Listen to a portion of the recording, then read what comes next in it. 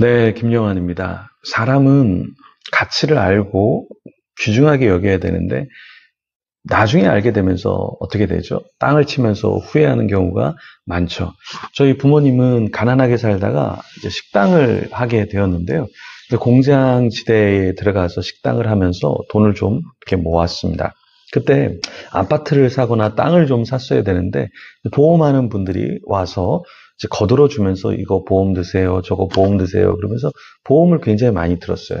그래서 보험을 많이 들었지만 뭐 나중에 그 보험 상품들이 안 좋은 것도 있고 재산을 잘 모으기 쉽지 않았습니다.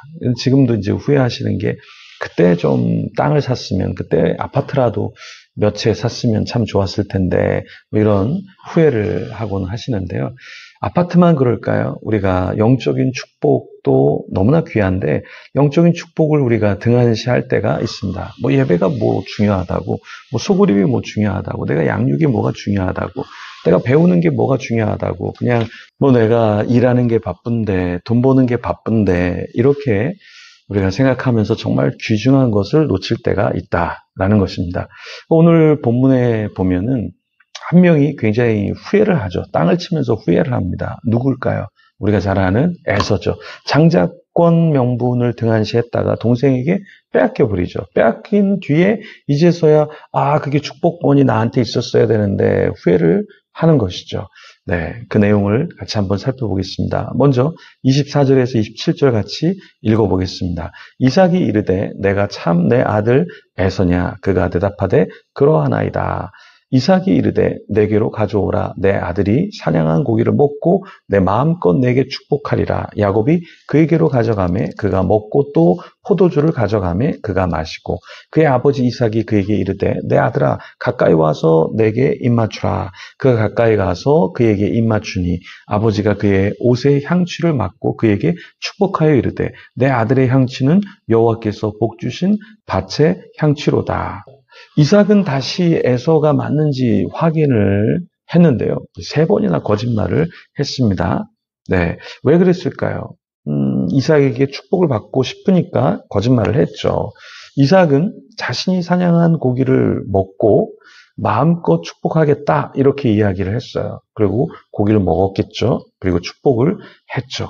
야곱은 이삭이 별미를 먹을 때 더 잘 먹도록 무엇을 가져왔냐면 포도주를 가져왔습니다. 그러니까 포도주는 왜 가져왔을까요?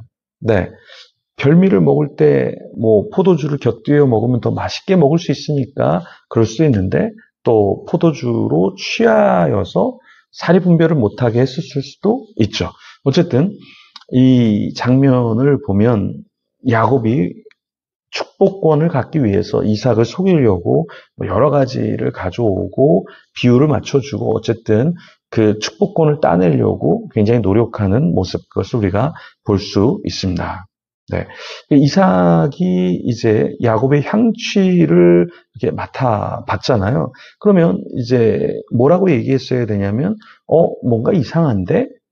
내가 축복할 수 없어. 뭐 이렇게 해야 되는데, 옷의 향취를 맡고는 사리 분별을 더 이상 못했죠. 그러면서 향취가 여호와께서 복 주신 밭의 향취로다. 뭐 이렇게 이야기를 했습니다. 그러면서 자신이 축복하는 것을 멈추는 것이 아니라 계속해서 자신이 축복을 하게 되죠. 그러면서 어떻게 축복을 합니까? 28절부터 쭉 축복의 내용이 나오는데요. 하나님이 이제 하늘의 이슬과 땅의 기름짐이 풍성한 곡식, 그리고 포도주를 내게 주기를 원한다. 이렇게 이야기하고, 만민이 너를 섬기기 원한다. 이렇게 얘기하고요. 열국이 내게 굴복하리라. 이렇게 이야기합니다. 형제들의 주가 된다. 이렇게 이야기하고요. 어머니 아들들이 내게 굴복한다. 너를 저주하는 자는 저주를 받고 너를 축복하는 자는 복을 받기를 원한다. 상당한 축복의 내용을 계속해서 쏟아내었죠. 그리고 이삭이 야곱에게 축복하기를 마칠 때 이제 야곱이 그의 아버지 이삭 앞에서 나가버리죠. 그리고 그 타이밍에 또 형 에서가 들어옵니다. 네. 그리고 이제 이삭이 야곱을 축복한 뒤에 형이 와서 뭐라고 얘기했을까요? 저한테 축복해 주셔야죠. 하고 축복에 대한 이야기를 했겠죠. 그렇죠? 그래서 아버지에게 에서가 가서 별미를 좀 만들어서 이렇게 왔습니다. 아버지, 이 아들이 사냥한 고기를 또 잡수시고 마음껏 내게 축복해 주세요. 이렇게 이야기를 했는데 아버지 이삭이 깜짝 놀라죠. 이미 내가 축복을 다 했는데 너가 누군데 지금 와서 나에게 축복을 해달라고 하느냐라고 이야기를 했죠. 에서가 이제 아버지의 말을 듣고서 어떻게 합니까? 34절에 보면 소리내어 울었다. 이렇게 이야기를 해요. 그리고 아버지에게 이르되 내 아버지여 내게 축복하소서 내게도 그리하소서 이렇게 간청을 합니다. 이미 늦은 거죠. 자신이 동생에게 축복권을 팥죽 한 그릇에 교환해 버렸잖아요. 팔아 버렸잖아요.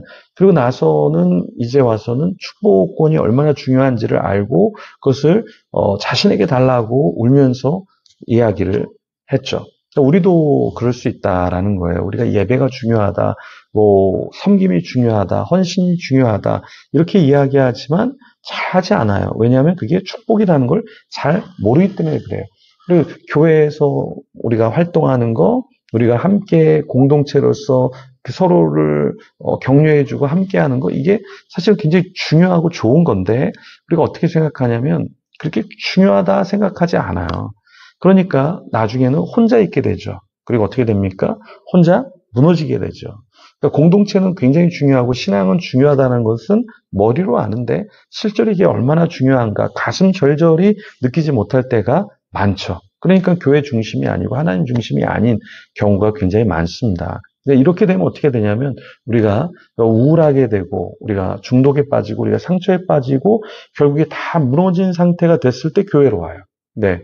우리가 나이가 들어서 뭔가 섬기려고 하지만 참 후회를 많이 할 때가 많죠. 조금만 더 일찍 와서 섬길 걸, 조금만 더 하나님을 일찍 알았으면 좋았을 텐데 이렇게 후회할 때가 많습니다. 하지만 지금도 늦지 않았습니다. 지금도 예배하고 말씀 배우고 양육받고 선교하고 전도하고 얼마든지 우리가 할 수 있다라는 거예요. 늦었다고 생각했을 때가 정말 늦었을 때가 아니다. 그때가 타이밍이다. 지금부터 우리가 열심히 해도 늦지 않는다라는 거예요. 그래서 우리 수요 기도회라든가 또 우리가 매일매일 이렇게 말씀을 묵상하는 것, 또 주어진 시간에 만나는 사람에게 복음을 전파하는 것, 이게 주님께서 기뻐하시고 우리가 건강하게 이 땅에서 축복받는 삶이다. 하나님이 나에게 맡겨주신 영혼들, 맡겨주신 일들, 또 관계들, 그런 것들을 잘 빌드업해 가면서 우리가 정말 축복이 무엇인가를 우리도 알고 우리 주위의 사람들도 그것을 깨닫게 해주면 좋겠습니다. 그래서 에서가 땅을 치며 후회했던 것처럼 우리 주위에 땅을 치면서 후회하지 않도록 우리가 자녀들에게, 배우자에게, 우리 주위에 있는 사랑하는 사람들에게 영적인 축복이 무엇인가, 영적인 풍성함이 무엇인가 그것에 대해서 알려주고 삶으로 보여주는 저와 여러분이 되기를 소망합니다. 그런 자가 되도록 우리 같이 기도하며 하나님 앞에 나아가겠습니다.